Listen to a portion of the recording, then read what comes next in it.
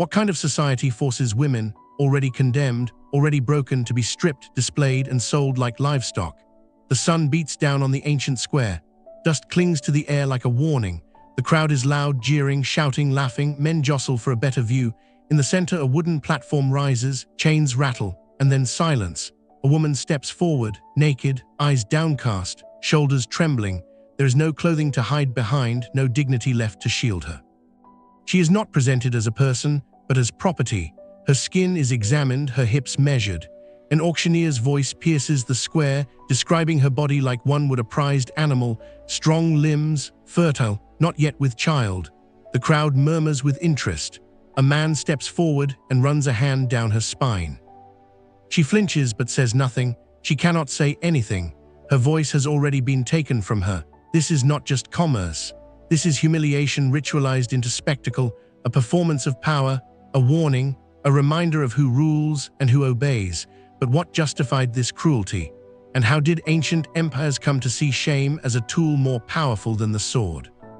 By the end of this documentary, you'll see how entire civilizations turned the human body into a battleground, and how the screams of the women they sold were silenced not just by history, but by deliberate design. Slavery was not a side note in ancient civilizations, it was their foundation. In the empires of Greece, Rome, Babylon, and the Islamic caliphates, slaves built the cities, tilled the fields, and served at royal feasts. But within these vast networks of forced labor, one group endured the deepest form of subjugation: women. For female slaves, captivity wasn't just about labor, it was about domination in every form. Political power was stripped from them, yes, but so was bodily autonomy.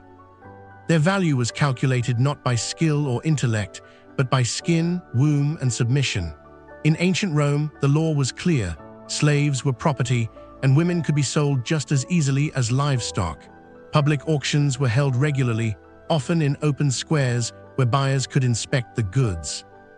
Prisoners of war, convicted criminals, or debtors, all were fair game.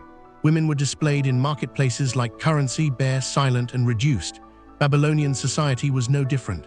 The Code of Hammurabi, one of the earliest legal codes, laid out the procedures for selling daughters into slavery, sometimes as repayment for debts, other times as a form of punishment or sacrifice. In early Islamic societies, female captives of war were often categorized as concubines.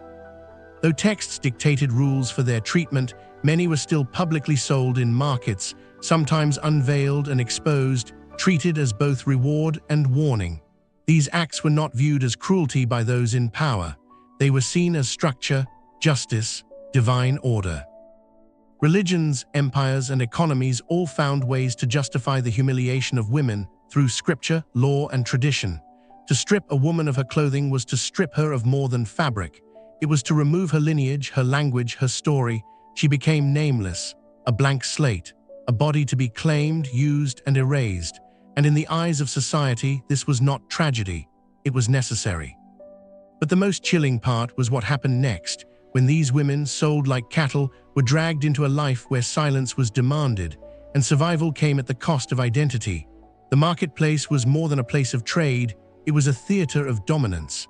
Beneath the stone arches and sun-scorched stalls, a different kind of commerce unfolded, one that dealt not in goods, but in bodies. One that replaced negotiation with spectacle.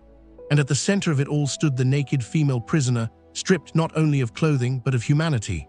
Imagine a public square in the heart of Rome or Baghdad or Antioch, the air thick with heat and noise. The cries of vendors mix with the squawks of animals, the clatter of sandals against stone. A raised platform dominates the space. Upon it stands a woman, bare, trembling. Her hair has been unbraided, her hands shackled behind her back. She doesn't speak, she cannot. The auctioneer begins. He shouts out her age, her origin, whether she's been touched or remains untouched. Men in the crowd step forward, inspecting her teeth like they would a horse, running fingers down her spine, across her breasts. She is forced to walk in circles. Bend at the waist, smile, comply. It is not just a transaction, it is a ritualized stripping of dignity. Nakedness in ancient culture symbolized loss. To be exposed was to be vulnerable, to be judged, to be cast out. For female slaves, it meant more than humiliation. It meant transformation from person to product, a calculated erasure of the individual, one that began with the body. The crowd feeds on it. Some cheer, others mock. Coins are tossed at her feet, not as payment, but as amusement. The more visibly she suffers, the higher the bids rise. Pain becomes profit. In Roman accounts, Livy wrote of Sabine women paraded before spectators after their capture, shaking, silent, and on full display. In Islamic markets described by travelers like Ibn Battuta, women were unveiled, inspected, and sold publicly, their value tied not to their minds, but their perceived beauty and obedience.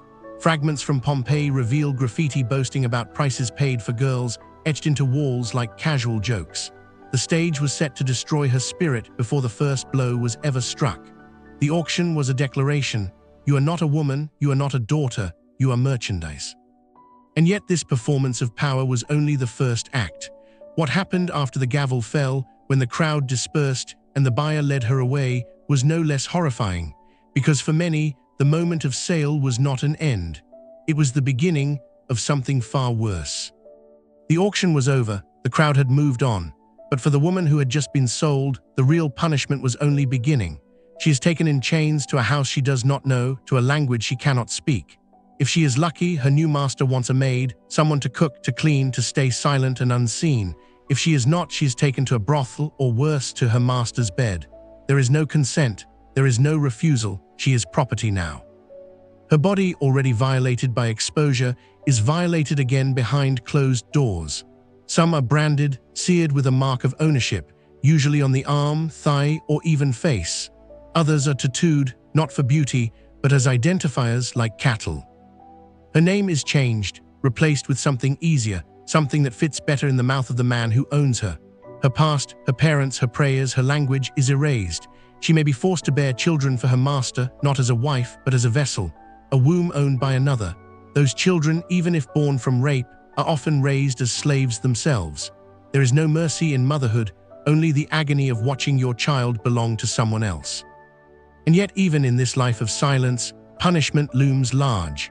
A word out of place, a refusal, a bad day, these are met with beatings, starvation, or being sold again to a crueler fate. Some ancient religions tried to offer rules for the treatment of slaves, but more often than not, those rules served the master, not the woman. Christianity, Judaism, and Islam all wrestled with slavery, but rarely challenged its existence outright. In many interpretations, obedience was praised as virtue, and resistance condemned as sin. The spiritual solace these women sought often reinforced the very chains they wore, but not all submitted. There are stories, scattered, rare, whispered, of women who rebelled. One poisoned her master's wine, another set fire to the household, a third ran into the desert and vanished. These acts were met with swift vengeance, crucifixion, mutilation, or exposure to the elements, until death claimed what society would not forgive. But for many, death came not as escape, but as a final humiliation, because in the ancient world, even the grave offered no dignity to women like her. Death for most is the final release, but for women enslaved in the ancient world, even death was used as a stage for punishment. When a female slave disobeyed, rebelled, or was simply no longer useful, her end was not quiet nor kind, it was brutal, and worse, public. She might be dragged into the center of the city, bound to a wooden post, and whipped until her flesh tore from her bones. Each lash a message: obedience is survival, and defiance is destruction. Her screams, if allowed, were not mourned. They were absorbed by the jeering crowd, hungry for justice cloaked in cruelty. Others were crucified, stripped naked and nailed to wood, their bodies twisted and suspended under the open sky. They could hang for days, their agony slowly stretching into death. Birds circled above. Rats gathered below, no burial rites, no last prayers, just silence and rot. Drowning was another method. A slave might be bound and dropped into a well or cistern, her body left to fester in the same water others drank from. In some cities, this was considered the cleanest solution: erase the woman entirely. But why the nakedness? In ancient belief systems, to die exposed was to die cursed. Clothing was not just fabric, it was identity, protection, and passage into the afterlife. To strip someone before death was to deny them access to that world. It severed them from dignity in this life and in the next. The public display of their corpses served a purpose: to terrorize others. Their bodies, bruised, bloodied, decaying, were warnings. This is what happens when a slave forgets her place. When a woman dares to speak, and society didn't look away, They watched, they laughed, they wrote about it. Graffiti uncovered in Pompeii mocks women slaves by name, mock names paired with insults and prices. Mosaics found in Roman villas depict scenes of bound women, their suffering stylized into decoration. Theater plays from the period often included female slaves as comic relief, usually naked, humiliated, or beaten for the audience's delight. This wasn't isolated, it was embedded. Normalized, and by repeating it, art, law, culture, they ensured it would not only be remembered, but accepted. Yet perhaps the most horrifying realization is this. These rituals of public shame weren't confined to ancient cobblestones. They laid the foundation for something even more insidious, something that still echoes in today's world. Centuries have passed since the auction blocks were dismantled, the crucifixion ceased, and the markets fell silent. But the legacy of humiliation, the weaponization of a woman's body, did not die. It simply changed its shape. Today, women are no longer sold in sunlit marketplaces, but they are still trafficked, bought, sold, and discarded in the shadows of the modern world. In city basements, hotel rooms, and online forums, a billion-dollar global industry thrives on the same ancient logic: expose, dominate, erase. The parallels are chilling. Human trafficking today mirrors the slave auctions of the past. Victims, often kidnapped or coerced, are stripped of clothing, of freedom, and of identity. Images of their bodies are circulated in dark corners of the internet, just as they were once displayed on wooden stages. The buyers have changed, the language has shifted, but the gaze is the same. And in war, women's bodies still become battlefields. In Bosnia, systematic rape camps were used to terrorize entire communities. In Rwanda, women were paraded naked through villages before being slaughtered. In Syria, female prisoners were handed over to militias, traded like currency. These acts aren't side effects of conflict, they are tactics. Calculated, deliberate, devastating. The auction block survives in spirit, in how we speak, in how we consume, in what we ignore. It exists in the pages of history books that sanitize slavery, erasing the sexual violence and psychological torment. It thrives in media that glamorize the suffering of women while silencing their pain. It hides behind jokes, headlines, and the digital economy of objectification. Even now, the female body is a billboard, a commodity used to sell products, gain views, and draw clicks.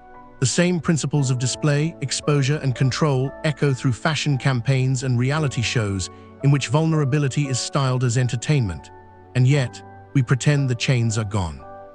We claim progress while the systems remain intact, hidden beneath laws, masked by modernity. The platforms are virtual, the buyers wear suits, the audience is global. This is why we must remember, not out of guilt, but out of duty, to name the unnamed, to restore the humanity stripped away, to tell the stories no one else will. The Sabine women, the concubines of Baghdad, the voiceless girls of Pompeii, they were not nameless, they were silenced. And until we break the silence, we carry their shame forward, because though the marketplace has changed, the auction has never truly ended. The dust of ancient empires has long settled. The auction blocks have decayed, the whips gone silent, but their legacy lingers, not in ruins, but in rituals repeated across time. What began as a public spectacle of shame became a blueprint. A blueprint for how societies, ancient and modern, could strip dignity, use bodies, and silence voices. The chains may no longer clang in open squares, but they echo in the systems we refuse to dismantle, in the silence we allow, in the history we refuse to tell. This is not just a story about the past, it is a reflection of the present. The naked bodies on the platforms of Rome and Damascus may be gone, but their shadows are not. They cling to how we see women, how we treat them, how we forget them. So ask yourself, if we lived then, would we have looked away? And now that we know, are we still looking away? If dignity could be stripped so easily in the past, what are we doing to protect it today?